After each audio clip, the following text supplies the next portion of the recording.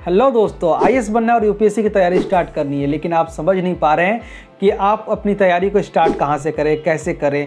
NCERT के साथ start करें या फिर किसी स्टैंडर्ड बुक के साथ स्टार्ट करें। और आपको ये कन्फ्यूज़न परेशानी में डाल देता है, आप परेशान हो जाते हैं, आप समझ नहीं पाते हैं कि आपको करना क्या है, आप डिसीजन नहीं ले पाते हैं।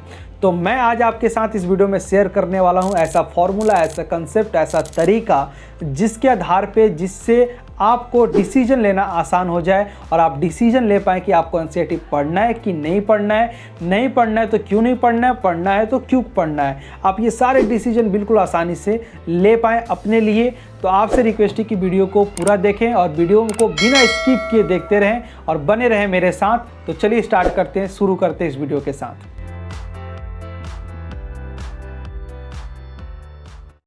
तो मेन मुद्दा है कि आपको क्या करना है, आप कैसे डिसीजन ले पाएँ कि आपको एनसीईआरटी से स्टार्ट करना है या फिर स्टैंडर्ड बुक से स्टार्ट करना है। तो देखिए, सबसे पहली तो बात मैं आपको ये बता दूं कि हम हों चाहे आप हों या कोई भी हो, करते क्या है।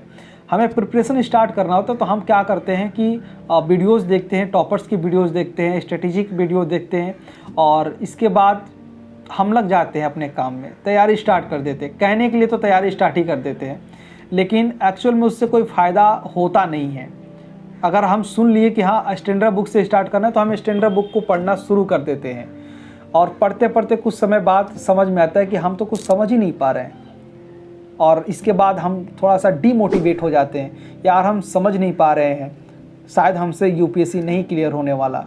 और ऐसा एक मन में हम बना लेते हैं विचार और जिसकी वजह से हम डीमोटिवेट हो जाते हैं। बिना ये समझे सोचे अपने आप को जाने हम स्टार्ट कर देते हैं प्रिपरेशन। किसी ने कह दिया कि आप स्टैंडर्ड बुक पढ़ लो, किसी ने कह दिया कि आप एनसीईआरटी पढ़ लो, तो कोई कुछ कह रहा है और हम सबकी बातें मानते जाते हैं और ये सबसे बड़ा कमी है।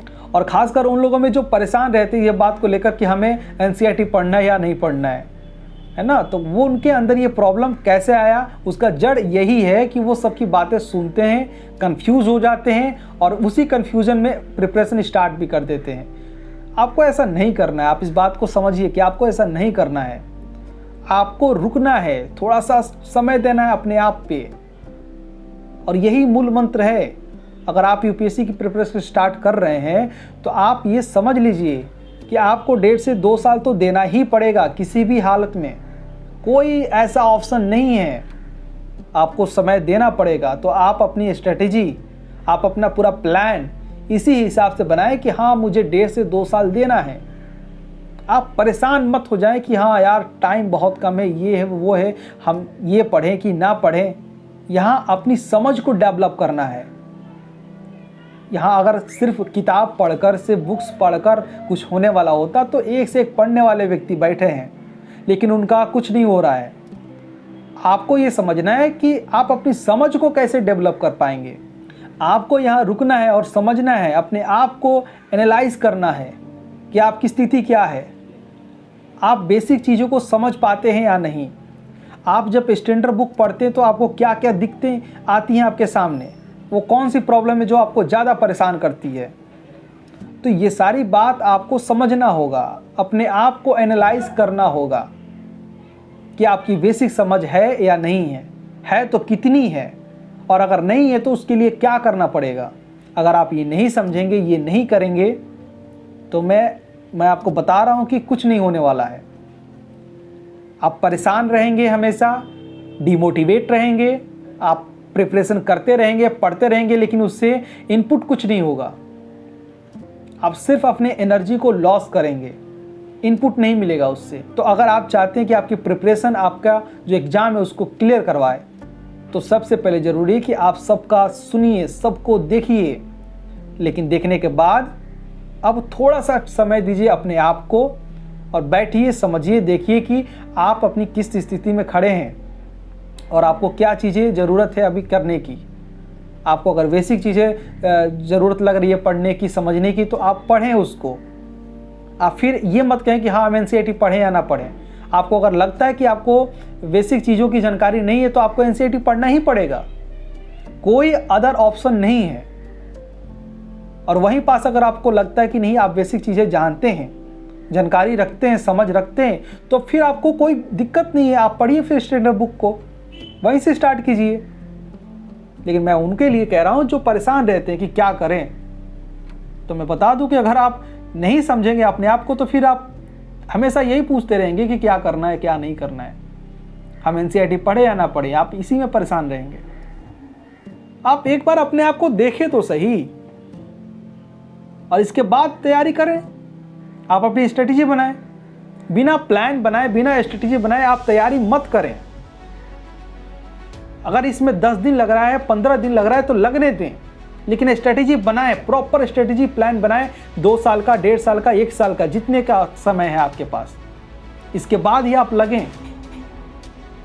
नहीं तो आप तैयारी स्टार्ट कर देंगे, समय बीतता जाएगा और आपको यही लगता रहेगा कि हाँ यार पढ़ तो रहे हैं, समझ में नहीं आ रहा है, क्या करें, स्ट्रेटेजी बना लें, और आपका समय जाता रहेगा, बीतता जाएगा, लेकिन आपको समझ में नहीं आएगा, इनपुट उससे कुछ नहीं आने वाला। आप मेरी बात को माने। तो अगर आप कंफ्यूज हैं, अब मैं 100 बात की एक बात कहूँ तो अगर आप कंफ्यूज हैं कि आपको एनसीईआरटी पढ़ना है कि नहीं पढ़ना है, तो मैं आपसे यही कहूँगा, यही निवेदन करूँगा कि सबसे पहले आप अपने आप को देखें, अपने आप को एनालाइज करें कि आपकी बेसिक समझ कितनी है, आप बेसिक चीज़ों को समझ पाते हैं या नहीं समझ पाते हैं। अगर उसमें दिक्कत आती है तो आपको एनसीईआरटी पढ़ना पड़ेगा, आपको अपनी बेसिक समझ को डेवलप करना पड़ेगा। इसके अलावा कोई उपाय आपके पास नहीं है। बहुत सारे ऐसे आप में से दोस्त हैं जो ये पूछते हैं कि ये मटेरियल सफिशिएंट है या नहीं। मैं बता दूं कि कुछ सफिशिएंट नहीं है। ज़रूरत है कि आप अपने समझ को कितना डेवलप करते हैं, और वो समझ बहुत सारी चीज़ों से आ सकती है। अपने आप को बांध कर मत रखिए कि हाँ मैं यही पढ़ूंगा, वही करूंगा। आपको अपनी समझ को डेवलप करना है। समझ कहाँ से डेवलप हो रहा है, कैसे डेवलप हो रहा है, इस पे ध्यान दीजिए। अगर कोई चीज़ आप नहीं समझ पा रहे हैं और आपको पता है कि हाँ वो चीज़ पढ़ने से समझ में आ जाएगा, तो आप उसको पढ़िए, संकोच मत कीजिए, फिर आप पढ़िए उसको, क्योंकि आपको अपना समझ डेवलप करना है, ना कि आपको ये दिखाना है कि मैंने ये बुक पढ़ ली, वो बुक पढ़ ली। उससे क्या होने वाला है? आप बेशक एक ही बुक पढ़ें, लेकिन आपका समझ जो है वो काफ़ी ज़्यादा हो, इस लेवल का हो कि आपका एग्ज़ाम क्लियर करवा दे। आप जब मेंस में लिखें तो धमाल कर दें। तो इस हिसाब से आपको तैयारी करनी है, ये अपना अप्रोच डेवलप करना है। तो मैं समझता हूँ कि आप ये काम ज़रूर करेंगे।